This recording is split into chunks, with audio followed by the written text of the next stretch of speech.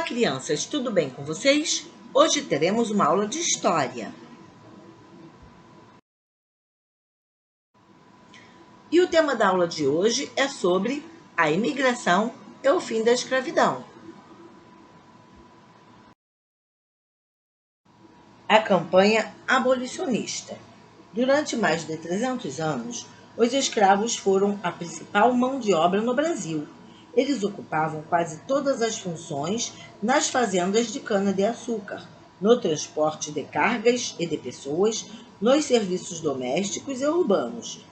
As últimas décadas do governo de Dom Pedro II foram marcadas pelas campanhas abolicionistas, compostas de jornalistas, escritores, oficiais do exército e muitas outras pessoas inconformadas com a escravidão. Mesmo nesse contexto abolicionista, muitos cafeicultores insistiam em manter o trabalho escravo.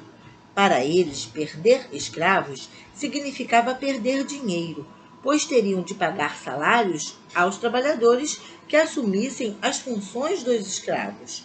Mesmo em situação precária, os escravos lutavam para mudar a violenta condição na qual viviam. Com forma de resistência, destruíam os meios de produção e as propriedades dos senhores, boicotavam o trabalho, fugiam e, sempre que possível, compravam a própria liberdade.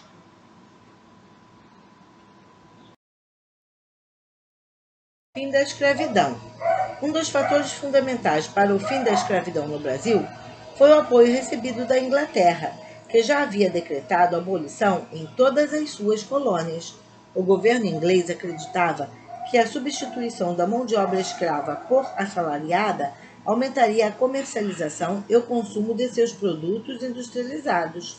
Em 1845, o parlamento inglês aprovou uma lei que autorizava a Marinha Britânica a capturar navios negreiros. Dezenas de navios foram prisionados a caminho do Brasil.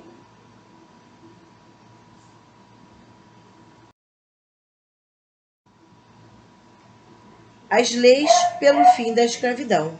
Aos poucos, os abolicionistas foram pressionando o governo a aprovar leis que promovessem a libertação dos escravos no Brasil. Em 1850, Lei Eusébio de Queiroz proibiu o tráfico de pessoas escravizadas pelo Oceano Atlântico. 1871, Lei do Ventre Livre. Filhos de escravos que nascessem a partir de 28 de setembro daquele ano seriam considerados livres. 1885, Lei Saraiva, Cotegipe ou Lei dos Sexagenários. Liberdade para pessoas escravizadas com mais de 60 anos. A lei determinava, porém, que antes de serem libertos, deveriam trabalhar para os senhores por mais 3 anos, como forma de indenização ou até completar 65 anos. Na realidade, mesmo com a promulgação dessas leis, pouca coisa mudou.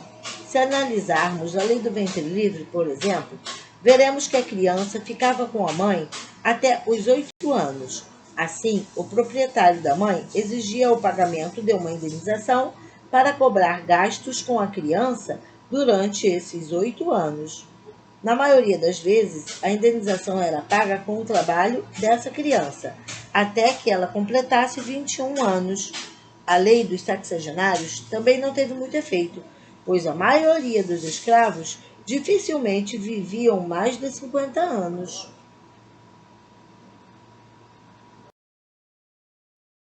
Lei Áurea. Por volta de 1887, o movimento abolicionista cresceu e ganhou muitos simpatizantes, alguns dos quais passaram a facilitar a fuga de escravos. Nesse ano, os militares lançaram um manifesto dizendo que não perseguiriam nem capturariam escravos fugitivos.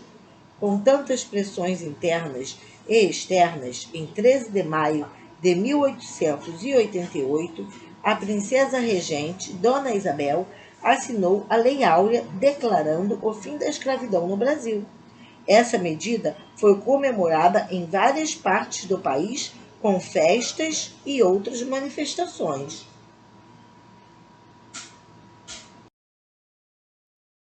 Após a libertação, entretanto, os ex-escravos não foram inseridos na sociedade como pessoas assalariadas. Muitos não tinham para onde ir. A liberdade não garantiu aos recém-libertos uma vida melhor. De repente, eles estavam sem casa, sem comida, sem trabalho, sem terra para plantar. Enfim, tinham liberdade, mas não tinham igualdade.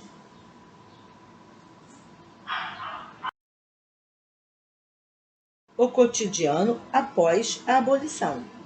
A proibição da escravidão não resultou na inclusão dos ex-escravos na atividade de trabalho assalariado.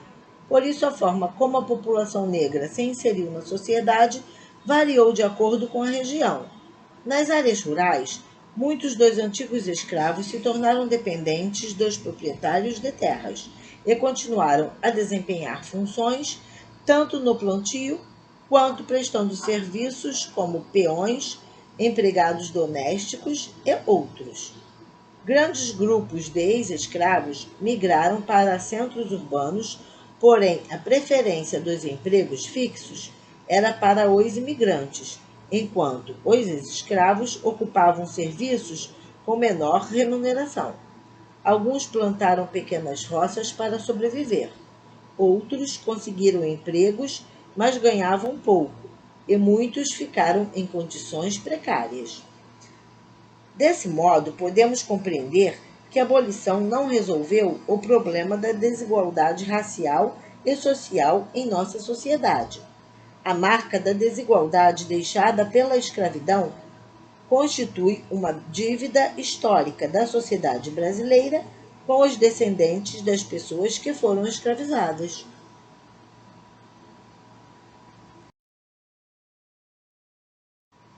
E este foi o recadinho de hoje sobre a imigração e o fim da escravidão.